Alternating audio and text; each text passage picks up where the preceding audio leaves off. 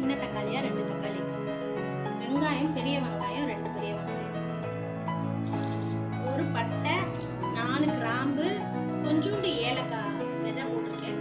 ஏலக்காய் இருந்தாலும் போட்டுக்கலாம். இது மல்லித்தலை. இது நம்ம அரைச்சோம் இல்லையா அந்த கிரேவி, இஞ்சி பூண்டு பேஸ்ட்டு, உருளைக்கிழங்கு, பட்டாணி. குக்கரில் வந்து 200 கிராம் பட்டாணி, ஒரு 4 உருளைக்கிழங்கு போட்டு ஊற வச்ச நைட்டு ஊற வச்ச பட்டாணியில் 4 உருளைக்கிழங்கு போட்டு தண்ணி ஊற்றி 3 விசில் விட்டுருக்கு. ஓகேவா? அது வேக வச்ச தண்ணி அதையும் எடுத்து வச்சுக்கணும். எண்ணெய் ஒரு 50 கிராம் இருக்கும் வச்சுக்கேன். தேவையான எண்ணெய்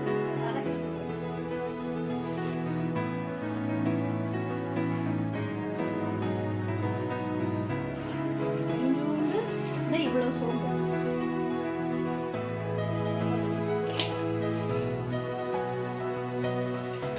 அந்த எடுத்து வச்ச பட்டை, லவங்கம்,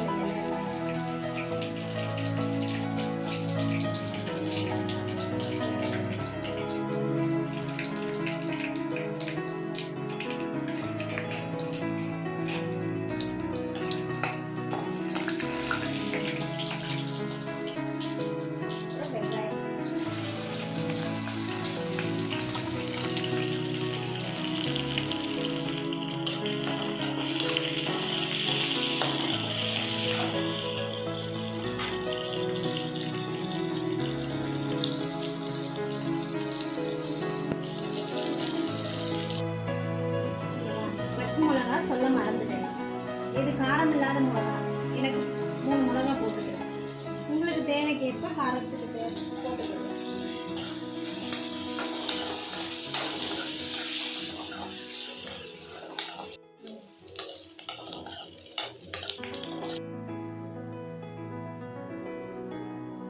கொஞ்சம் கருவேப்பிலை போட்டுக்கலாம்.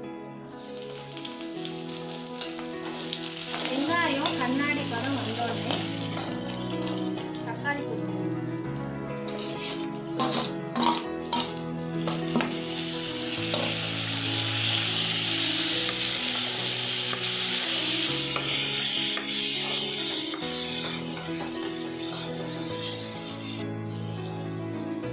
கொஞ்சம் தக்காளி போட்டுட்டு நல்லா கிண்டிட்டு தட்டை போட்டு மூடிட்டு சிம்மில் வச்சுட்டோம்னா தக்காளி நல்லா வதங்கிடும். நல்லா கிண்டி விட்டுட்டு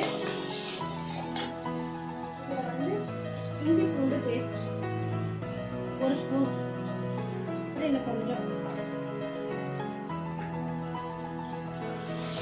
போட்டு நல்லா வதக்கிக்கலாம்.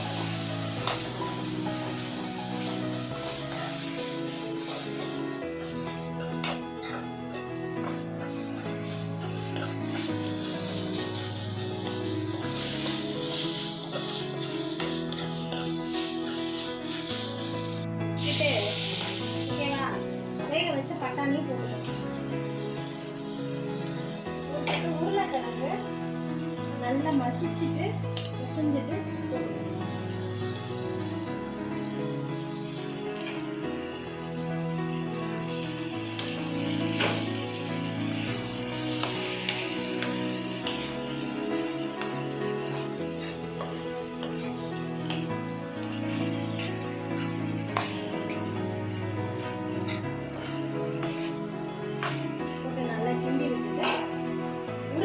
பட்டாணி வேக வச்சோம் இல்லையா, அந்த தண்ணி உப்பு போட்டு வேக வச்சு அந்த தண்ணியை தேவைக்கேற்ப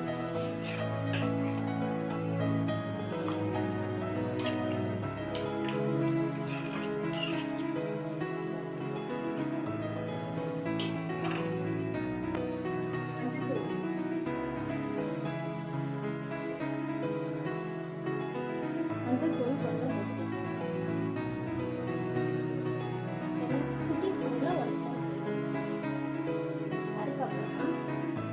கிண்டி விட்டுட்டு உப்பு செக் பண்ணிக்கலாம். தேவைன்னா உப்பு போட்டுக்கலாம். எவ்வளோ தேவையோ அவ்வளோ போட்டுக்கலாம். கொதிக்கணும்.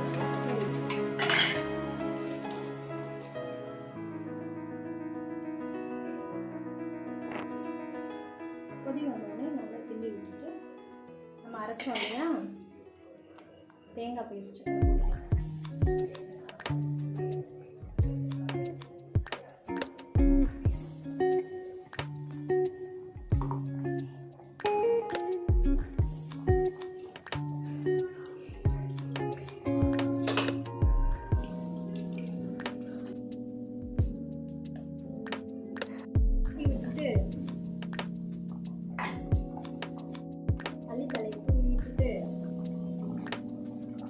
இதை வந்து நல்லா கிண்டி விட்டுட்டு கொஞ்சம் நீம்பலாக வச்சா சாப்பாட்டுக்கும் சாப்பிட்டுக்கலாம். கொஞ்சம் திக்காக்கிட்டோம்னா கெட்டியாகிடுச்சுன்னா சப்பாத்திக்கு பூரிக்கு எல்லாத்துக்குமே நல்லா இருக்கும்.